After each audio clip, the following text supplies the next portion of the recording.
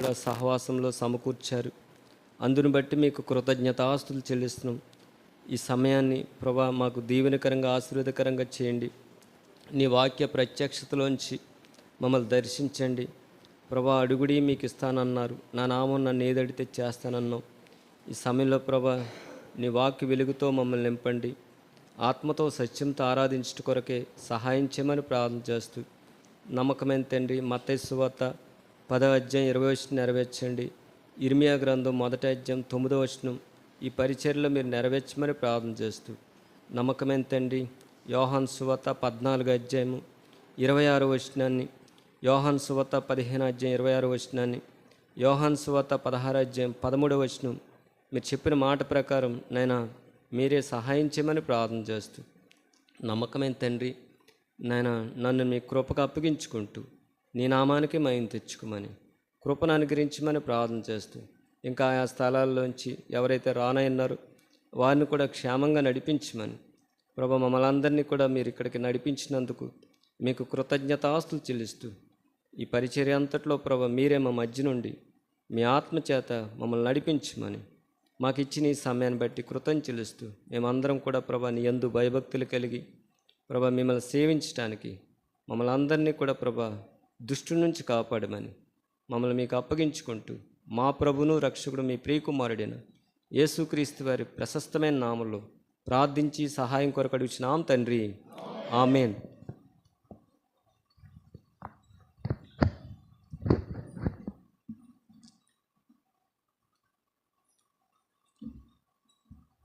గత దినాల్లో ప్రభుని ఆరాధించుతూ వచ్చాం. ఈ దినం కూడా ప్రభు మనకు ఇచ్చారు. మన అందరినీ కూడా సజీవ లెక్కలోంచి దేవుని మందిరంలో ఆయన నివసింపజేశాడు. ఆయన ఎందుకు నివసింపచేయడంటే చెప్పండి, దేని కొరకు మందిరానికి నడిపించాడు ఆయన? చెప్పండి. ప్రభుని ఆరాధించట కొరకే దేవుడి మనకి ఈ సమయాన్ని ఇచ్చాడు. లోకంలో ఎంతోమంది ఉన్నారు, ఆయనకు లేని ధన్యత దేవుడు మనకి ఇచ్చాడు. ఈ సమయంలో కూడి వచ్చిన మీ అందరికీ కూడా మరి గత దినాలకి ఇక్కడ ఎంతోమంది యోగ్యులు నిలబడి ప్రార్థన చేస్తున్నారు, పరిచర్య చేస్తున్నారు. నన్ను నేను చూసుకుంటే నేను నిష్ప్రయోజకుడినైనా అనిపిస్తుంది. ఎందుకంటే నాకన్నా విద్యావంతులు మరి సామర్థ్యం కలిగిన దాసులు ఇక్కడికి వచ్చినప్పుడు నేను ఎందుకు పనికిరాని వాడిని అనిపిస్తుంది. ఎందుకంటే కేవలం ఆయన కృప. తండ్రి అయిన దేవునికి మరొకసారి నాకు అనుగ్రహించిన కృపను బట్టి కృతజ్ఞత చెల్లిస్తున్నాను. కూడి వచ్చిన మీ అందరికీ కూడా ప్రత్యేకించి వందనాలు తెలియజేస్తున్నాను.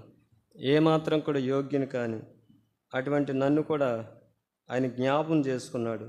మరొకసారి చూడండి, ప్రభుని ఆరాధించట కొరకే ఈ దినం పరిశుద్ధ గ్రంథంలోంచి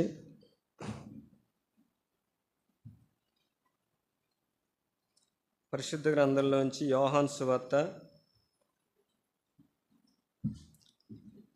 సువార్త మనం ఈ భాగంలో దేవుని వాక్యాన్ని చదువుకొని చూడండి. ఒక మాట ఉంటుంది, యోహాను సువార్త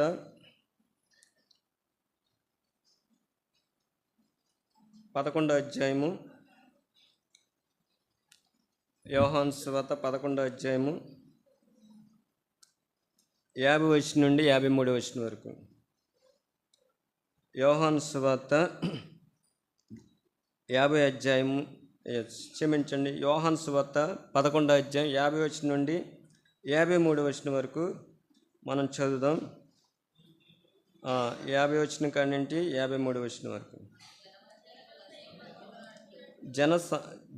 మన జనమంతయు నశింపకుండానట్లు ఒక మనుష్యుడు ప్రజల కొరకు చనిపోట మీకు ఉపయుక్తమని మీరు ఆలోచించుకోండి అని వారితో చెప్పెను. తనంతట తానే ఇలాగ చెప్పలేదు కానీ ఆ సంవత్సరము ప్రధాన యాజకుడై ఉండెను గనుక యేసు ఆ జనము కొరకు మాత్రమే కాక చెదిరిపోయిన దేవుని పిల్లలను ఏకముగా సమకూర్చుటకును సావనై ఉన్నాడని ప్రవచించెను. కాగా ఆ దినము నుండి వారు ఆయన్ను చంపనాలోచించుచుండిరి. చాలండి. ఇక్కడ మనం చదివిన భాగంలో యేసు ప్రభువారి గురించి ప్రధాన యాజకుడు ప్రవచించాడు. ఏమని ప్రవచించాడండి? మన జనమంతయు నశింపకుండానట్లు ఒక మనుషుడు ప్రజల కొరకు చనిపోవుట. రెండవదిగా చూస్తే ఆయన ఏం చెప్పాడంటే 52వ వచనం, యేసు ఆ జనము కొరకు మాత్రమే గాక చెదిరిపోయిన దేవుని పిల్లలను ఏకముగా సమకూర్చుటకు. రెండు విషయాలు రాయబడ్డాయి ఇక్కడ. మొట్టమొదటిగా ఏం రాయబడ్డదంటే నశించిపోతున్న వారి కొరకు ఆయన చనిపోవట. రెండవదిగా చూస్తే ఆయన ఏకముగా సమకూర్చడానికే చనిపోయాడు ఆయన. ఇది ప్రవచనం. ఇది యేసుప్రభు వారు కూడా ఈ భూమి మీద శరీరధారణ దినాల్లో ఆయన చెప్తూ వచ్చాడు. నేను లేఖనముల ప్రకారం 3వ దినాన చనిపోతానని చెప్తూ వచ్చాడు, హింసింపబడతానని చెప్తూ వచ్చాడు, మరలా తిరిగి లేస్తానని చెప్తూ వచ్చాడు. అదే మాట ప్రధాన యాజకుడు కూడా ఆయన ప్రవచించాడు. ఆయన ఎందుకు చనిపోయాడండి చెప్పండి? ఆయన ఎందుకు చనిపోయాడంటే నశించిపోతున్న వారి కొరకు ఆయన చనిపోయాడు. రెండవదిగా చూస్తే ఏకముగా సమకూర్చడానికి, అంటే చెదిరిపోయిన దేవుని పిల్లల్ని ఒకటిగా చేయడానికి ఆయన చనిపోయాడు. చూడండి, ఆయన గురించి ఒక మాట ఉంటుంది. మొట్టమొదటిగా అదే యోహాను సువార్త చూడండి. యోహాను సువార్త 7వ అధ్యాయం 46వ వచనం చదవండి. ఈ మనుషుడి గురించి కొన్ని విషయాలు ఉన్నాయి. ఆ బంట్రోతులు ఆ మనుషుడు మాట్లాడినట్లు చూసారండి. ఆ మనుషుడు మాట్లాడినట్లు ఈ మనుషుడు ఎవరు? ఇక్కడ ప్రధాన యాజకుడు ప్రవచించాడు.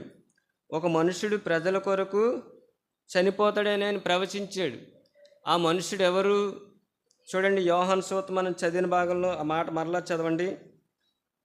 7వ అధ్యాయము, ఆ బంట్రోతులు ఆ మనుషుడు మాట్లాడినట్లు ఎవడును ఎన్నడూను మాట్లాడలేదంట. చూసారండి, ఆ మనుషుడు మాట్లాడినట్టు ఎవరును ఎన్నడూను. ఆ బంట్రోతులు వినుంటారు, అందరి మాటలు విన్నారు. కానీ ఆ నశించిపోతున్న మనుషుల కొరకు చనిపోవడానికి వచ్చిన ఆ మనుషుడు మాట్లాడినట్టు దేవుని పిల్లలందరినీ కూడా ఏకంగా సమకూర్చడానికి వచ్చిన ఆ మనుషుడు మాట్లాడినట్టు ఎవరు కూడా మాట్లాడలేదంట. ఆ మనుషుడు ఎక్కడి నుంచి వచ్చాడు చెప్పండి?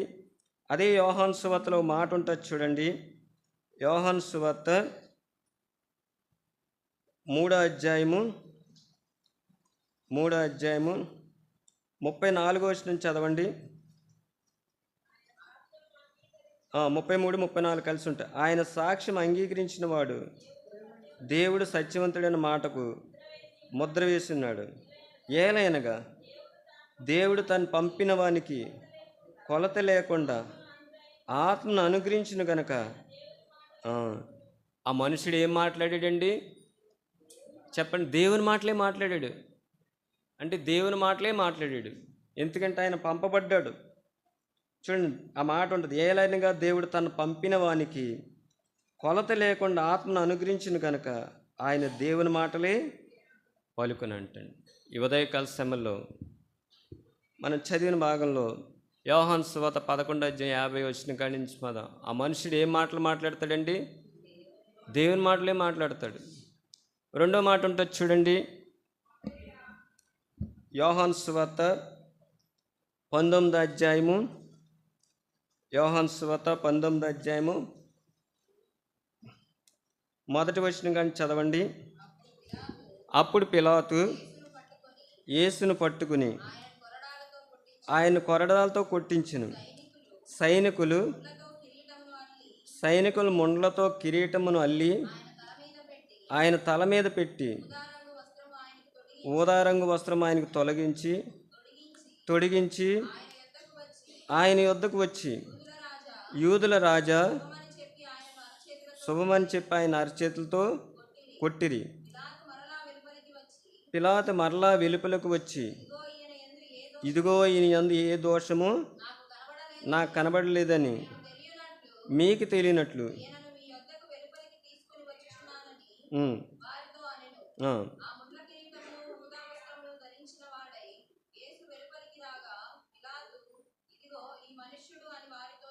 చాలండి.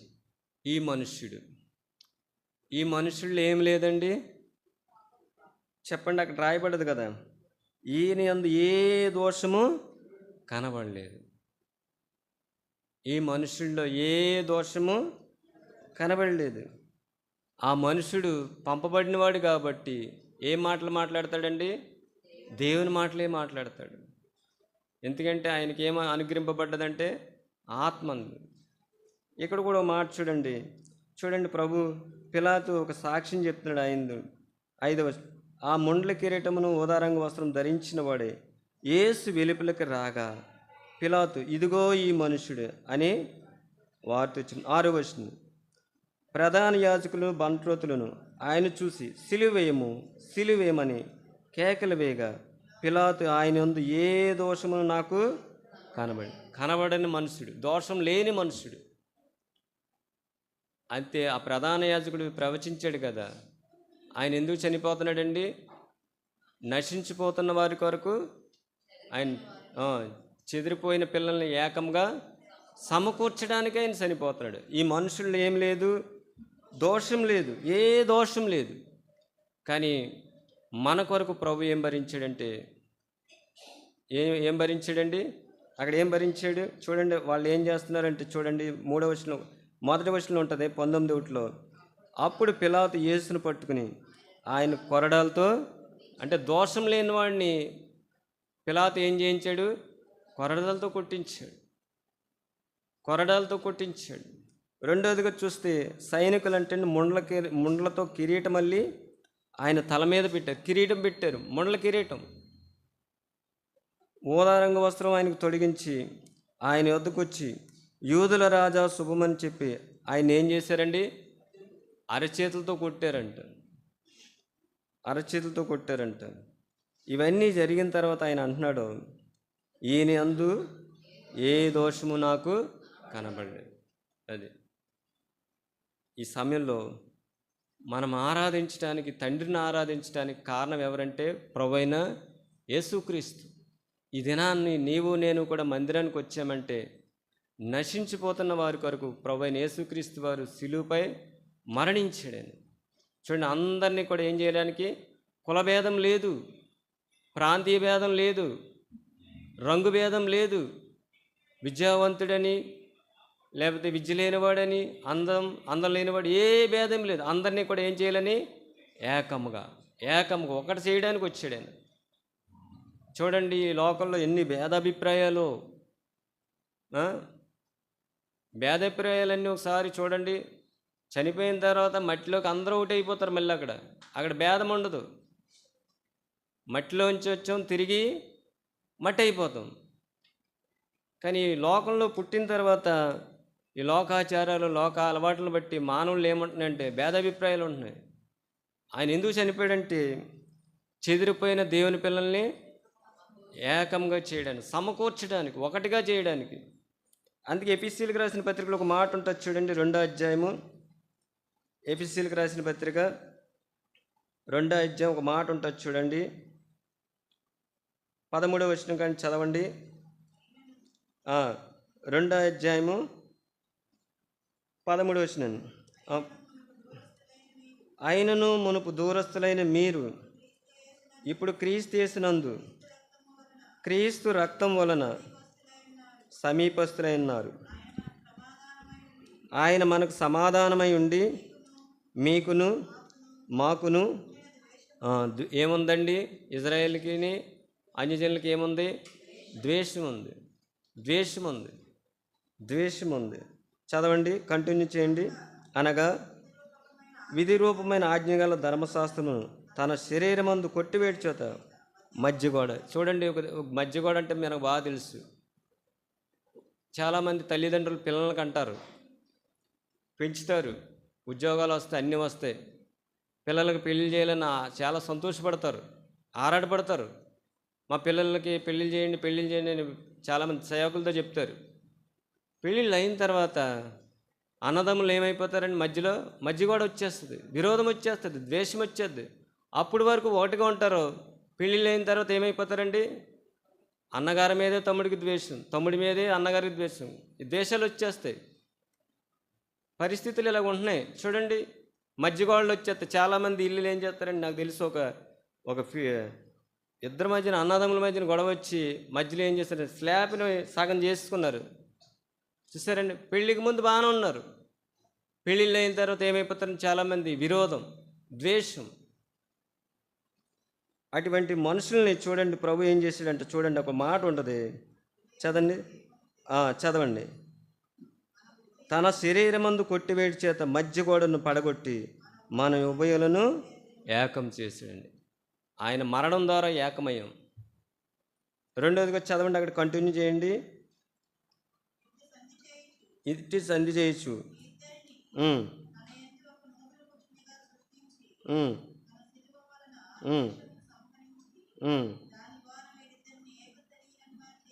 చాలండి. ఇక్కడ ఏంటండి, ఏక శరీరం, ఒకే శరీరం, అదే సంఘం.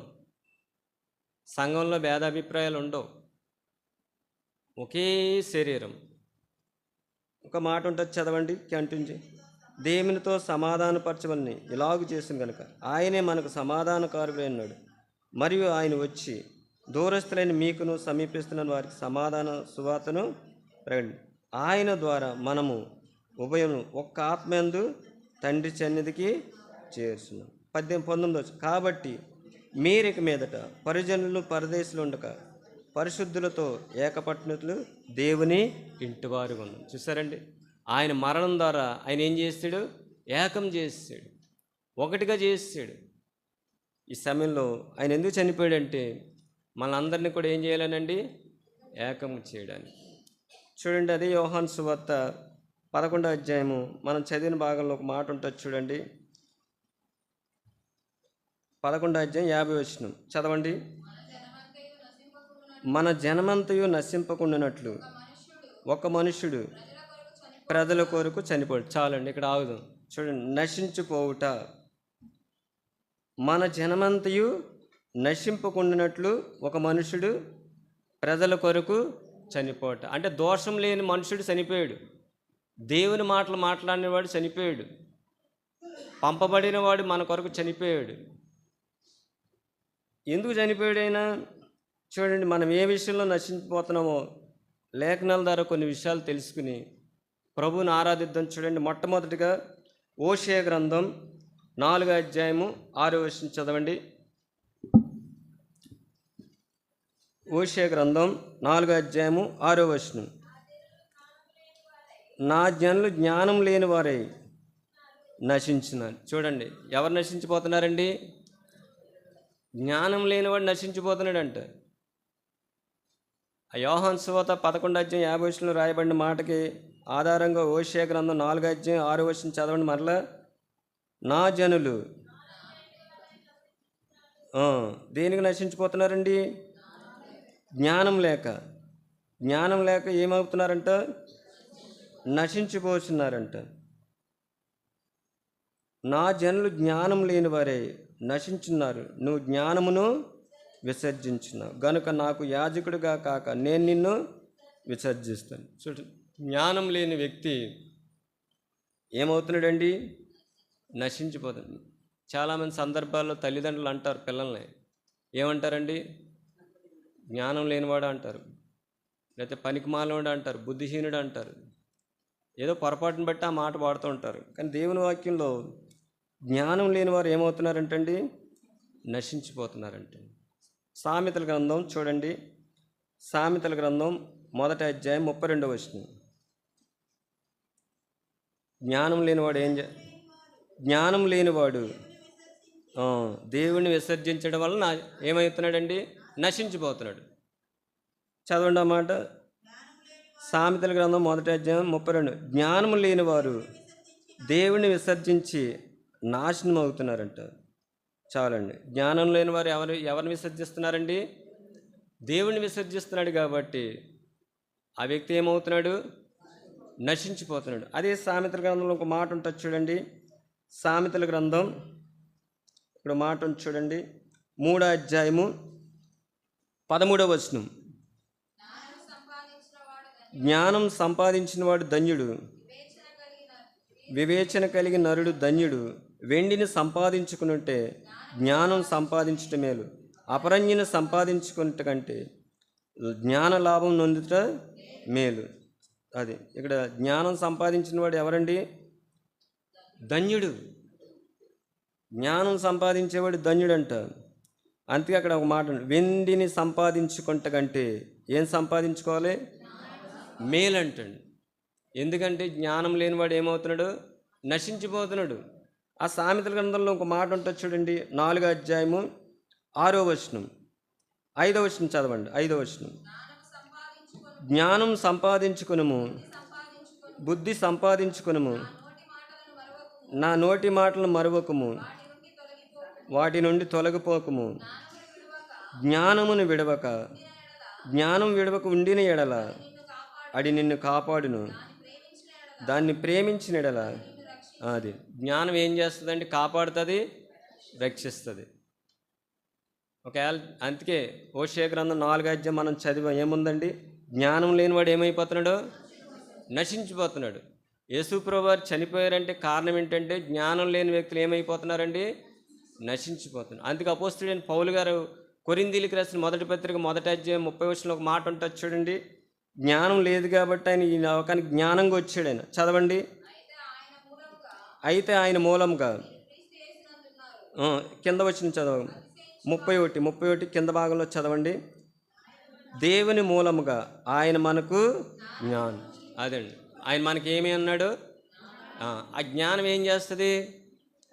రక్షిస్తుంది, కాపాడుతుంది, మేలు చేస్తుంది, ధన్యుడిగా చేస్తుంది.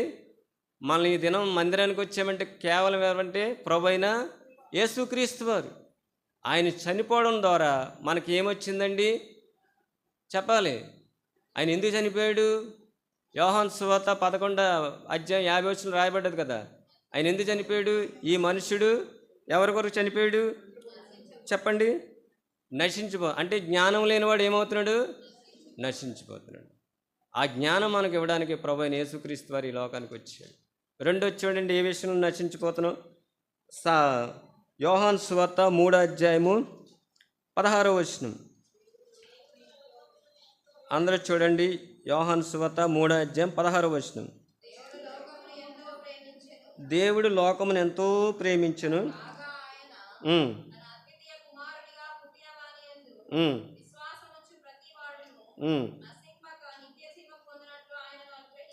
చాలండి. రెండవదిగా చూస్తే దేవుడు ప్రేమించాడు, లోకాన్ని ప్రేమించాడు.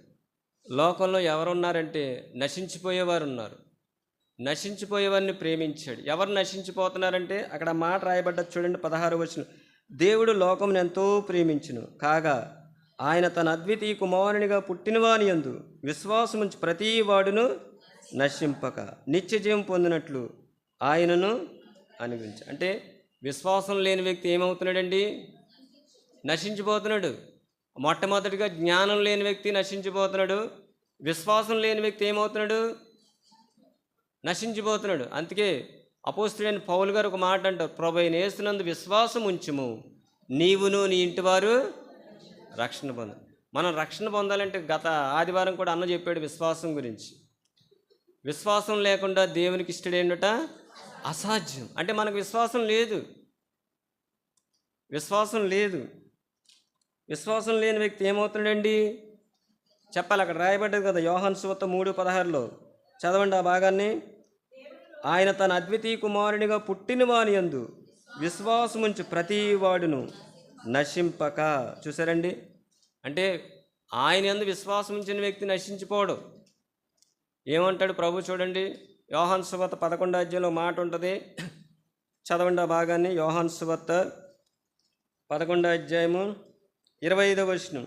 అందుకు యేసు, పునరుద్ధానమును జీవమును నేనే, నా యందు విశ్వాసముంచువాడు చనిపోయినను బ్రతుకును, బ్రతికి నా యందు విశ్వాసముంచు ప్రతివాడును ఎన్నటికీ చనిపోడు. మనల్ని చూడండి, నశించిపోతున్న మన కొరకు విశ్వాసం అనుగ్రహించడానికి ఆయన ఏమయ్యాడు? చనిపోయాడు. ఆయన చనిపోయాడు. ఆయనలో ఏ దోషం లేదు. పిలాతు చక్కటి సాక్ష్యంగా ఆ న్యాయాధిపతికి చక్కటి సాక్ష్యం చెప్పాడు, ఈయనలో నాకు ఏ దోషము కనబడలేదు. మరి ఈ సమయంలో ఎవరు నశించిపోతున్నారంటే విశ్వాసం లేని వ్యక్తి ఏమవుతున్నాడండి? నశించిపోతారు. అది యోహాను సువార్త పక్కన ఉంటుంది చూడండి ఓ మాట. యోహాను సువార్త 3వ అధ్యాయము 36వ వచనం. కుమారుని యందు విశ్వాసముంచువాడే నిత్య జీవం గలవాడు, కుమారునికి విధేయుడు కానివాడు జీవం చూడ్డు కానీ దేవుని ఉగ్రత వాని మీద. అది చూసండి, దేవుని ఉగ్రత ఏ వ్యక్తికి అయితే విశ్వాసం లేదో, నువ్వు ఎన్ని సంవత్సరాల నుంచి మందిరానికి వచ్చినా, ఎన్ని సంవత్సరాల నుంచి వచ్చినా కానీ నీకు విశ్వాసం లేకపోతే నువ్వేమవుతున్నావు చెప్పండి? నశించిపోతావు. విశ్వాసం ఎలా కలుగుతుంది చెప్పండి? రోమీలకు రాసిన పత్రిక చూడండి, 10వ అధ్యాయం 17వ వచనం చదవండి. వినటం వలన ఏ మాట అండి? నా గురించి కాదు, మీ గురించి కాదు, ఎవరి గురించి కాదు, పంపబడ్డాడు చూడండి పరలోకము నుండి ప్రభు అయిన యేసుక్రీస్తు వారు పంపబడ్డాడు చూడండి. ఆయనందు విశ్వాసం ఉంచితే మనకేం కలుగుద్దండి? విశ్వాసం. ఆయన మాటలేందు మనం, ఎందుకంటే ఆయన ఏ మాటలు మాట్లాడతాడు? దేవుని మాటలే మాట్లాడతాడు. ఎవరైతే విశ్వాసం ఉంచుతారో ఆ వ్యక్తి ఏం చేయబడుతున్నాడంటే నిత్య జీవం గలవాడు అంటాడు. నిత్య జీవం గలవాడు. ఒకవేళ కుమారునికి విధేయుడు కానివాడు ఏమవుతాడండి? జీవం చూడగాని దేవుని ఉగ్రత వాని మీద నిలిచుంటుంది. మొట్టమొదటిగా జ్ఞానం లేని వారు నశించిపోతున్నారు, రెండవదిగా విశ్వాసం లేని వారు మూడవది చూడండి, ఒక మాట ఉంటుంది ఎబ్రీలకు రాసిన పత్రిక, అదే మాట ఉంటుంది చూడండి. ఎబ్రీలకు రాసిన పత్రిక 10వ అధ్యాయం 39వ వచనం, 10:30. మనము నశించుటకు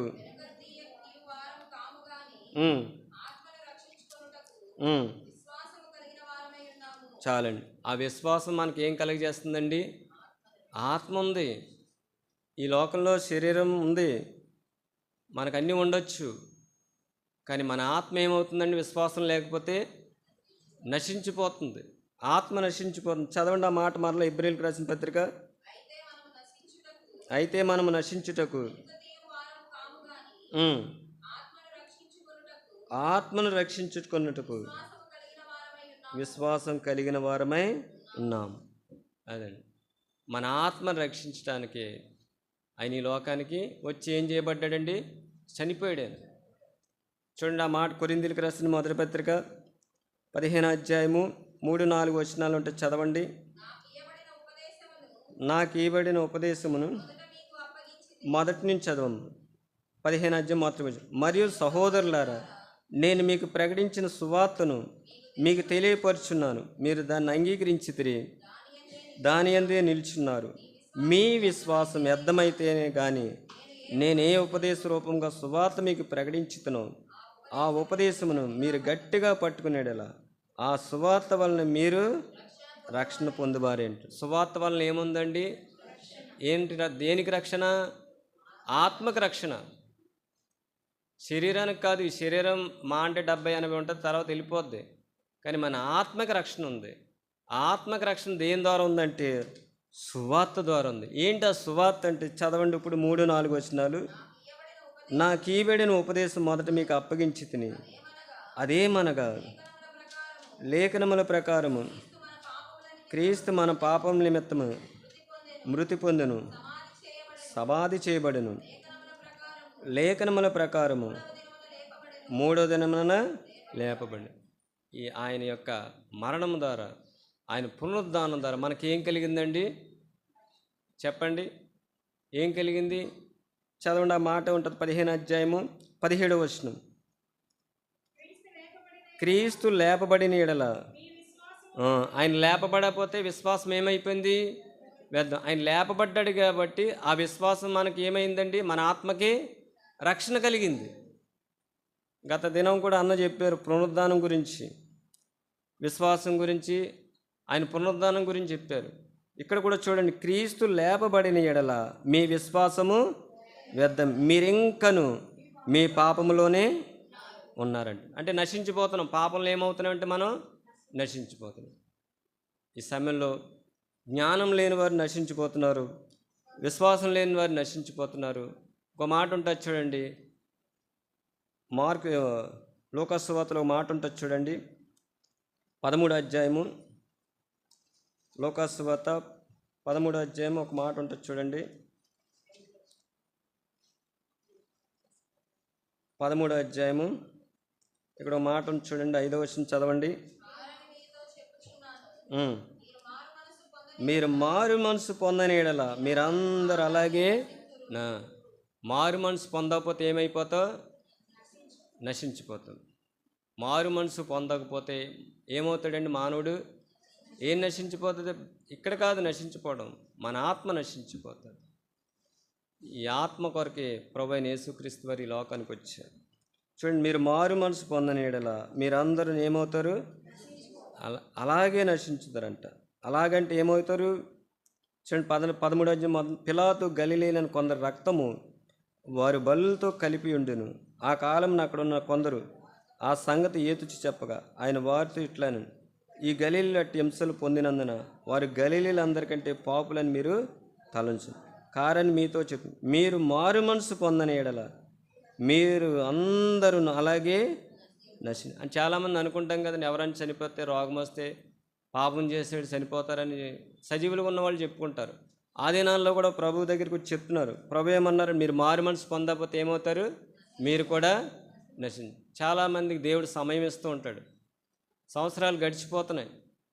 అందుకే యేసుప్రభు వారు కూడా ఈ లోకంలోకి వచ్చినప్పుడు అంటారు, పరలోక రాజ్యం సమీపించినది. ఏం పొందాలండి? మారు మనసు పొందాలి. చాలామంది మారు మనసు లేకుండా బాప్తిసాలు తీసుకుంటారు. అది వాక్యానికి విరోధం. అది ఆ వ్యక్తికి మారు మనసు లేకుండా బాప్తిసాలు తీసుకుంటారు. సరైన మార్పు ఉండదు. మార్పు అన్నది ఎక్కడ ఉండాలంటే అంతరంగంలో ఉండాలి. ఎప్పుడైతే అంతరంగంలో మార్పు కలుగుతుందో ఆ వ్యక్తి నిత్యము కూడా దేవునికి ఒక సాక్షిగా ఉంటాడు. చాలామంది ఏంటంటే బహిరంగంగా తీసుకుంటారు కానీ అంతరంగంలో మార్పు ఉండదు. మార్పు లేని జీవితం సరైన మారు మనసే కాదు. శ్రమలు అంతగా చూడండి, ఒక చోట ఉంటుంది మారు మనసు అంటే ఏంటి? కొరింథీయులకు రాసిన పత్రికలో అపోస్తలుడైన పౌలు గారు మారు మనసు గురించి ఒక మాట చెప్పారు. కొరింథీయులకు రాసిన 2వ పత్రిక 12వ అధ్యాయము కింద భాగంలో ఒక మాట ఉంటుంది చూడండి, 21వ వచనంలో కింద భాగంలో ఉంటుంది.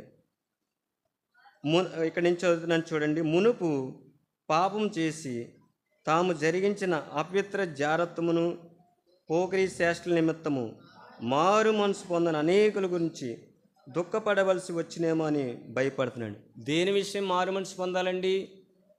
చెప్పండి. అక్కడ చూడండి, మునుపు పాపం చేసావు. ఒక త్రాగుబోతు అవ్వచ్చు, ఒక వ్యభిచారి అవ్వచ్చు, ఒక విగ్రహారాధకుడు అవ్వచ్చు, ఒక దొంగ అవ్వచ్చు, ఒక మోసగాడు అవ్వచ్చు, ఒక అబద్ధకుడు అవ్వచ్చు. వాటన్నిటి విషయంలో ఏం పొందాలండి? మారు మనసు పొందాలి. చాలామంది అవి విడిచిపెట్టరు, అవి కంటిన్యూ చేస్తుంటారు, బాప్తిసాలు తీసుకుంటారు. మారు మనసు పొందాలి. మారు మనసు లేని జీవితం ఏమైపోతున్నట్టు? నశించిపోతుందంట. చూడండి, అక్కడ నేను చదువుతున్నాను చూడండి. మునుపు పాపం చేసి తాము జరిగించిన అపవిత్రత, జారత్వము, పోకిరీ చేష్టల నిమిత్తము ఏం పొందాలండి? మారు మనసు పొందాలి. పొందేవా మారు మనసు? సంవత్సరం 2026 వచ్చింది. మారు మనసు పొందావా? నీ పాపాలు ఒప్పుకున్నావా? పాప క్షమాపణ నిమిత్తం బాప్తిసం పొందావా? సమయం నీది కాదు, నాది కాదు. ప్రతిదానికి ఏముందండి? సమయం ఉంది. చూడండి, మనం పుట్టినప్పుడు పుట్టినట్టే ఉండం, దినదినము పెరుగుతాం. పెరిగి లాస్ట్కి ఏమవుతాం? చివరికి మరణం వస్తుంది. మరణకాలం రాకముందే నీకు దేవుడు సమయం ఇచ్చినప్పుడు నువ్వేం పొందాలి? మారు మనసు పొందాలి. మారు మనసు పొందాలి. మారు మనసు పొందని వ్యక్తి ఏమవుతున్నాడండి? నశించిపోతున్నాడు. అందుకే యేసుప్రభువు వారు అన్నారు చూడండి, లూకాసు సువార్త 5వ అధ్యాయం 32వ వచనం చదవండి. 5:32 మారు మనసు పొందుటకై. యేసుప్రభువు వారు ఎక్కడి నుంచి వచ్చాడు? పరలోకము నుండి. భూమి మీద ఉన్న మనుషుడు పాపి. ఆ పాపి మారు మనసు పొందాలని పిలవడానికి వచ్చాడు. ప్రయాసపడి భారం మోసుకుంటున్న సమస్త జనులారా నా యొద్దకు రండి, నేను మీకేమిస్తాను? విశ్రాంతినిస్తాను అన్నాడు. నెమ్మదిస్తాడు. ఎంతకాలం దేవుడు సమయం ఇస్తున్నాడు? ఆ సమయం అంతా కూడా మన ఇష్టానుసారంగా మనం జీవించడానికి కాదు. కానీ చూడండి, ఒక మాట ఉంటుంది, అపోస్తల కార్యములు 17వ అధ్యాయము 30వ వచనం. ఆ అజ్ఞాన కాలం దేవుడు చూచి చూడనట్టుగా ఉండెను. ఇప్పుడైతే అంతటా అందరూ మారు మనసు పొందవలనని మనుషులకు దేవుడు ఆజ్ఞది.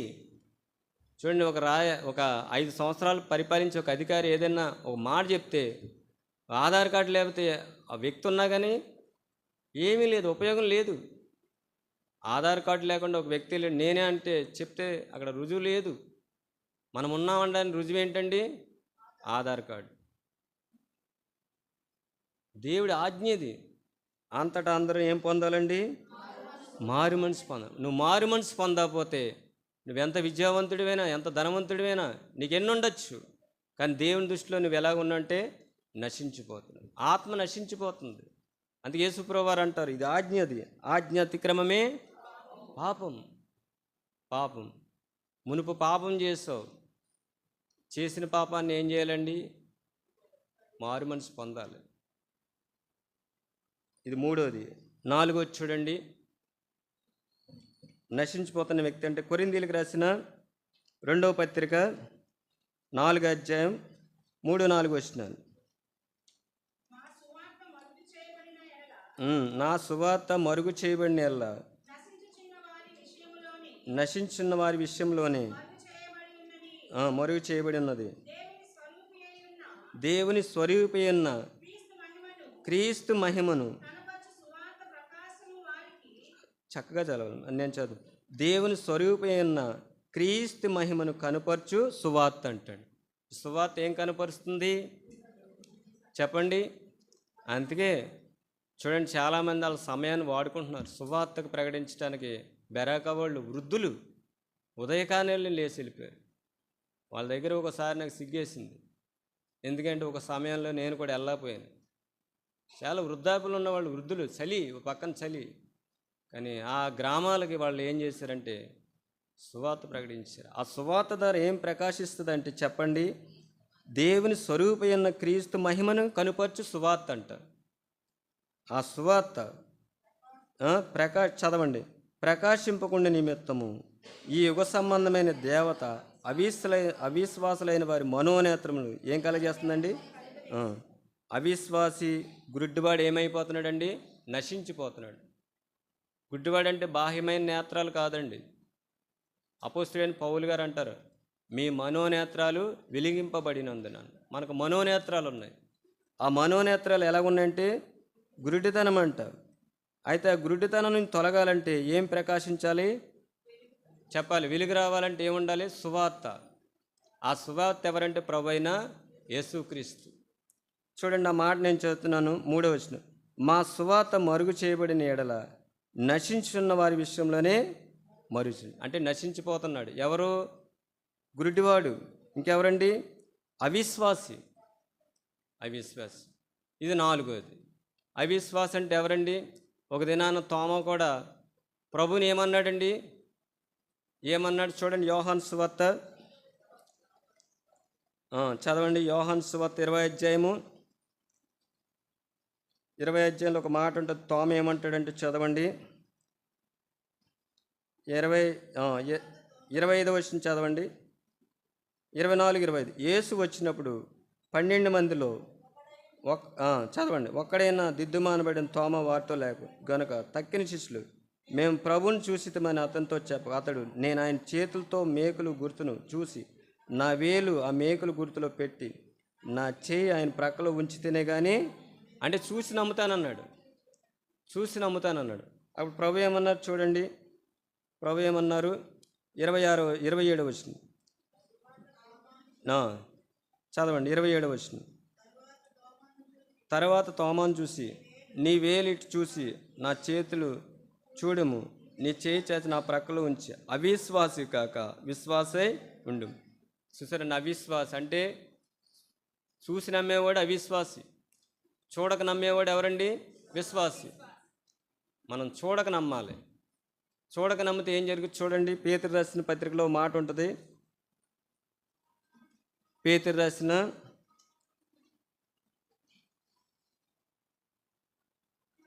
రాసిన మొదటి పత్రిక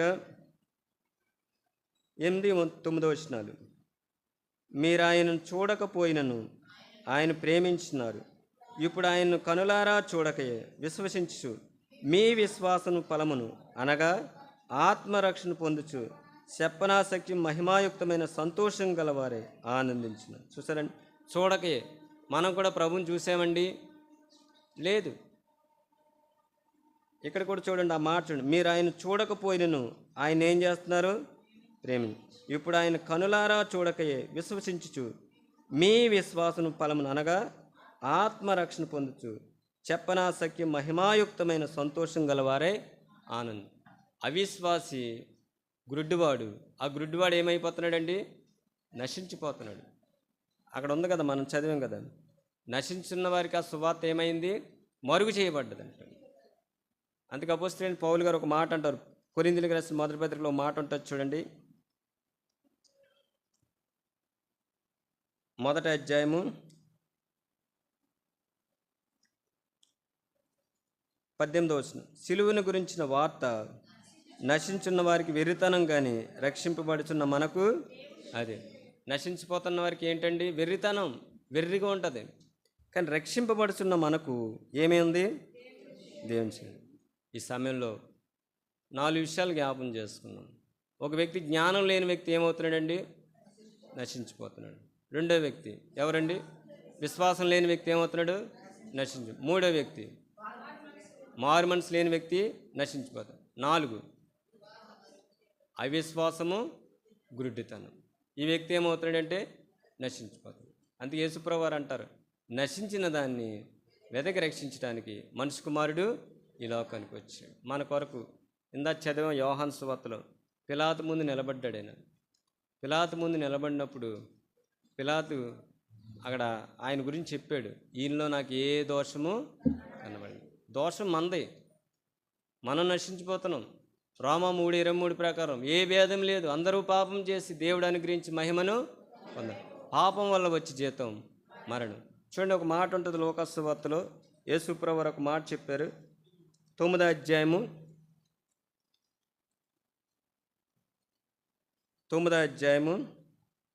10వ వచనం ఒక మాట చూడండి, 53 వచనం, 9:53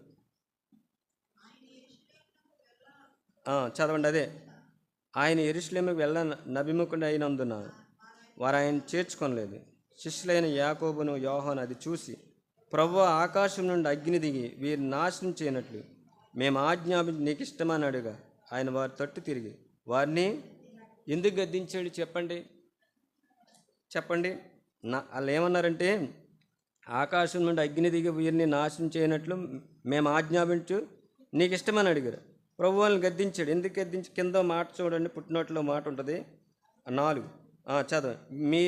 మీరు ఎట్టి ఆత్మ గలవారో మీరు ఎరగరు, మనుష్య కుమారుడు మనుషుల ఆత్మను రక్షించుటకే కానీ నశింపజేయుటకు రాలేదు. ఆయన రక్షించడానికి వచ్చి, మన ఆత్మను రక్షించడానికి వచ్చి ఆయన ఏమయ్యాడండి? చనిపోయాడు. అందుకే ఆయన ప్రవచించాడు.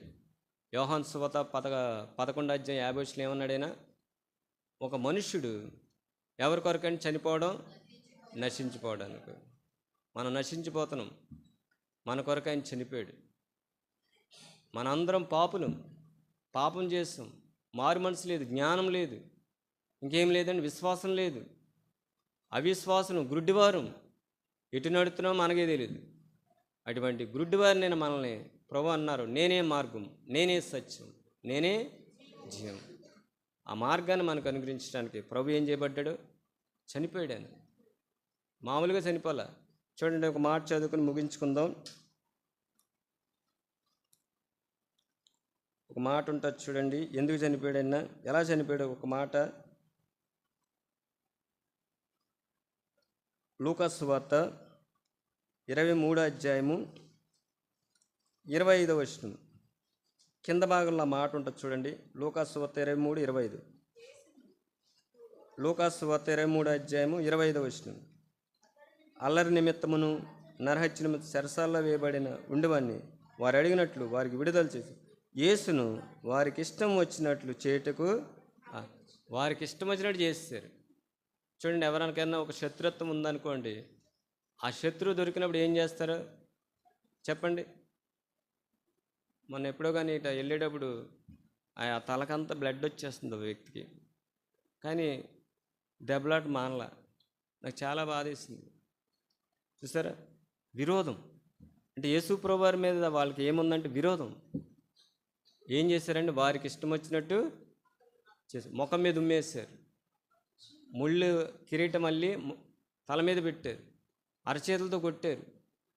ఇంకేం చేశారండి, కొరడాలతో కొట్టారు.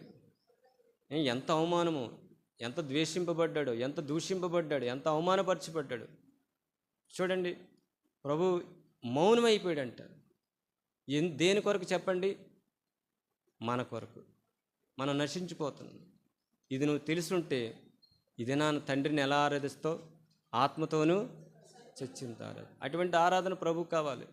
ప్రభా, నశించిపోతాను నా కొరకు, జ్ఞానం లేనివాడిని, మారు మనసు లేనివాడిని, అవిశ్వాసిని, గుడ్డివాడిని, విశ్వాసం లేనివాడిని, నా కొరకు నీ కుమారుణ్ణి బలిగా ఇచ్చేస్తావు.